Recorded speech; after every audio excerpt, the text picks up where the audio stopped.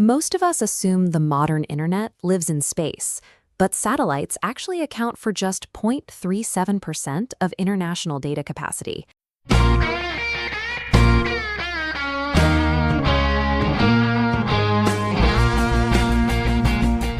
Instead, 99% of global internet traffic travels through 1.3 million kilometers of physical cable resting on the ocean floor. Despite carrying the weight of the global economy, these cables are only about the diameter of a garden hose. The thick outer layers are just armor.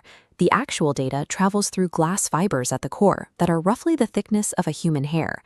While press reports often blame sharks for biting these lines, the data reveals a different reality.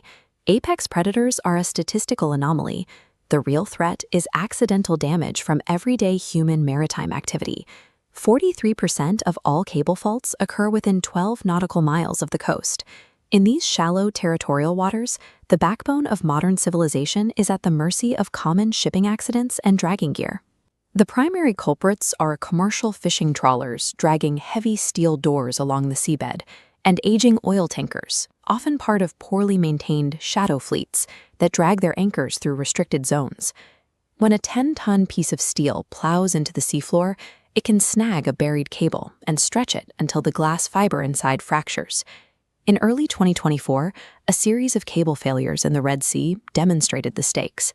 The damage affected a quarter of the data traffic between Asia and Europe, resulting in an estimated economic impact of $3.5 billion. Global financial hubs like London and Dubai rely on these cables for real-time transactions and market liquidity. When a line is severed, exchanges can stall and data traffic must be rerouted instantly, triggering a high-stakes maritime emergency to restore the connection. To find a microscopic break in thousands of miles of ocean, engineers use reflectometry. They fire a light pulse down the broken fiber and measure the exact time it takes for the signal to bounce back, allowing them to calculate the distance to the fault. Once the ship reaches the area, technicians use electromagnetic sensors to find the varied cable. By injecting a specific frequency into the line from the shore, the crew can track the cable's path even when it's buried a meter under the mud. Specialized repair vessels like the Aegean cable ship are dispatched to these exact coordinates. There are only a few dozen of these ships worldwide, and they must remain on station regardless of deep ocean weather. Once the location is locked, the shoreside data monitoring ends and the heavy industrial phase begins, with deck crews preparing miles of mooring rope and specialized recovery tools for the descent. In deep water, the ship drags heavy steel grapnels across the seabed to snag the cable. The hooks are winched miles back to the surface, bringing the severed ends onto the deck for inspection. In shallower waters, the crew deploys work-class ROVs. These 10-ton submersibles are designed for heavy-duty intervention and can operate with more precision than a blind grapnel. The ROV uses high-powered water jets to excavate sediment and unbury the cable. Once exposed, the vehicle's manipulator arms secure the line so it can be safely hauled aboard. This recovery relies on a jarring pairing of technologies, utilizing massive underwater robotics and heavy steel hooks to retrieve a fiber optic core no thicker than a human hair. The recovered ends are brought into the jointing room, a climate-controlled, dust-free laboratory isolated from the movement of the ship. Technicians must manually strip away layers of steel armor and copper to reach the fibers. They follow the Universal Jointing Protocol, a global standard that ensures different cable types can be successfully mated together. The final connection is made through fusion splicing. Technicians use automated lasers to melt and fuse the microscopic glass ends.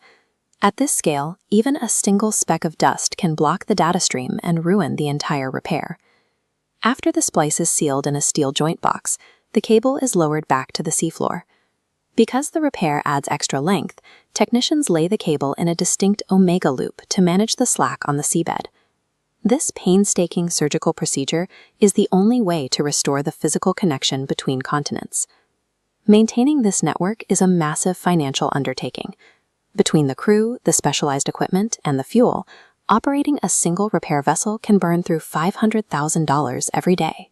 Technicians often spend months at sea, working 12-hour shifts in windowless control rooms while the vessel is buffeted by swells.